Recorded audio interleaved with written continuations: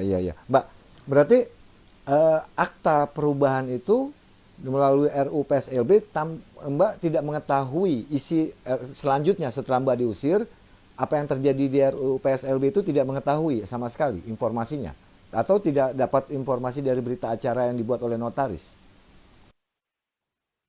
Sama sekali saya tidak mengetahui, jadi saya diusir, saya tidak boleh masuk, saya diusir di saat itu, saya diperlakukan sangat kasar, seperti pada saatnya ini dipukul meja keras-keras kan, ditunjuk-tunjuk, kamu nggak berhak di sini, kamu keluar, Ibu Susan keluar, bilang. Saya hadir kan di ini, saya hadir, saya diusir. Ini udah seperti pengeroyokan, Mbak, kan bukan seperti RUU LB ini. Oke, Mbak, maksud saya gini. Nah, kemudian kan itu Mbak dapat akta perubahan dari seorang rekan kerja. Apa yang Mbak, apa sih isi dari akta perubahan itu sehingga Mbak mengalami kerugian dan sebagainya? Karena kan akta perubahan, akta perubahan ini kan akan merubah komposisi organ perusahaan itu sendiri. Tadi kan Mbak bilang Mbak tidak punya kewenangan. Apa sih isinya?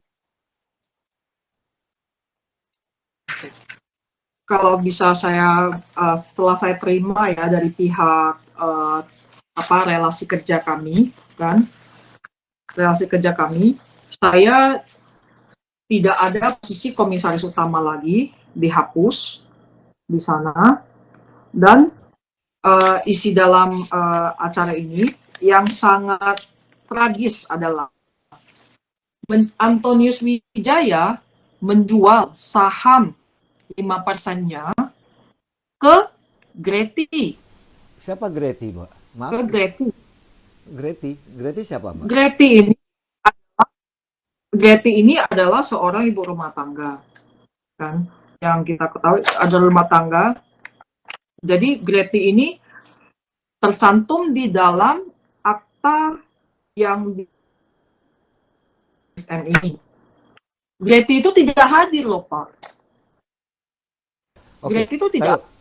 Tadi kan Mbak bilang ada penjualan saham dari Antonius ke Greti.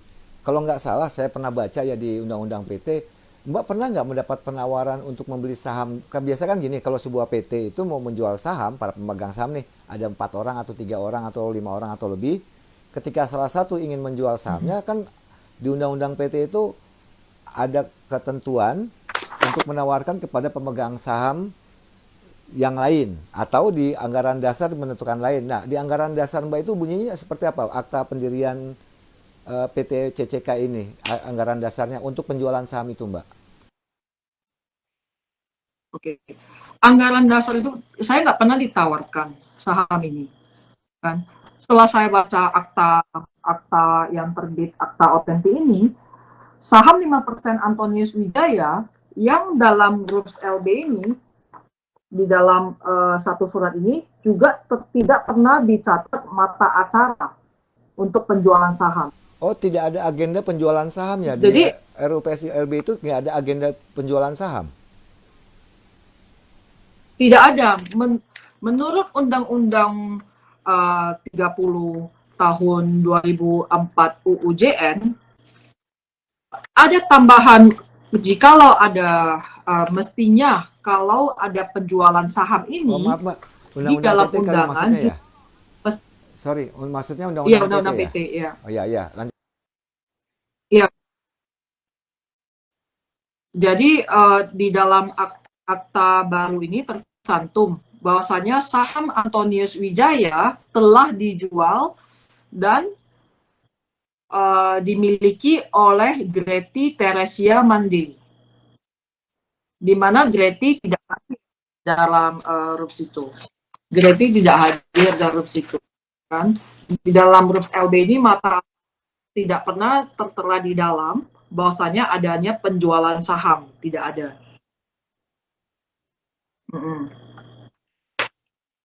Oke. Dan saya nggak pernah ditawarkan. Maksud saya gini, di akta pendirian tahun 2021 itu apakah diatur mekanisme penjualan saham itu di anggaran dasar PT, Mbak?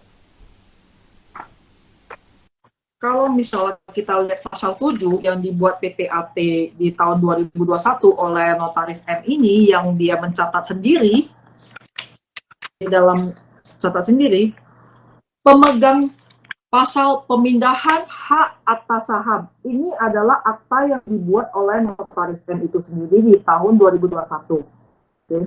Kalau kita baca pemindahan hak atas saham pasal 7, yang nomor 2, pemegang saham yang hendak memindahkan hak atas saham harus menawarkan terlebih dahulu kepada pemegang saham lain dengan menyebutkan harga serta persyaratan penjualan dan memberitahukan kepada direksi secara tertulis tentang penawaran tersebut.